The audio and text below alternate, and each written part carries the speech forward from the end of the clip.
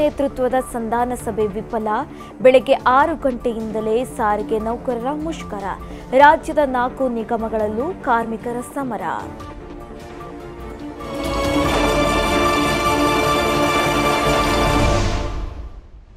ಧರ್ಮಸ್ಥಳದಲ್ಲಿ ಶವಗಳನ್ನು ಹೂತಿಟ್ಟ ಪ್ರಕರಣ. ಅನಾಮಿಕ ತೋರಿಸಿದ ಜಾಗದಲ್ಲೇ ಉತ್ಖನನ. ಬಂಗ್ಲೆಗುಡ್ಡದಲ್ಲಿ ಸಿಕ್ತು ಅಸ್ಥಿ ಪಂಜರ. ಬಹುನಿರೀಕ್ಷಿತ ಒಳಮೀಸಲಾತಿ ರಾಜ್ಯ ಸರ್ಕಾರಕ್ಕೆ ಸಲ್ಲಿಕೆ.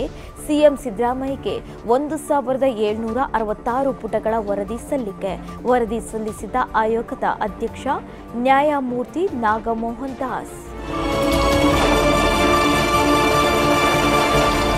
ಬೆಂಗಳೂರು ನಗರದಲ್ಲಿ ನಿಗದಿಯಾಗಿದ್ದ ರಾಹುಲ್ ಗಾಂಧಿ ನೇತೃತ್ವದ ಪ್ರತಿಭಟನಾ ರ್ಯಾಲಿ ಆಗಸ್ಟ್ 8ಕ್ಕೆ ಮುಂದೂಡಿಕೆ. ಡಿಸಿಎಂ ಡಿಕೆ ಶಿವಕುಮಾರ್ ಮಾಹಿತಿ.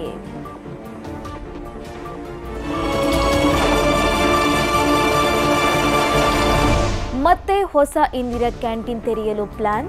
20 ಕೋಟಿ ವೆಚ್ಚದಲ್ಲಿ ಕ್ಯಾಂಟೀನ್ಗಳನ್ನು ನಿರ್ಮಿಸಲು ಸಜ್ಜು. 52 ಕ್ಯಾಂಟೀನ್ಗಳನ್ನು ನಿರ್ಮಿಸೋಕೆ ಪಾಲಿಕೆ ಯೋಜನೆ.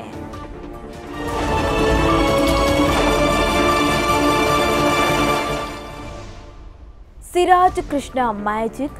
ಭಾರತಕ್ಕೆ ರೋಚಕ 6 ರನ್ಗಳ ಜಯ. 3ನೇ ಸ್ಥಾನಕ್ಕೆ ಭಾರತ ಹೈ ಜಂಪ್.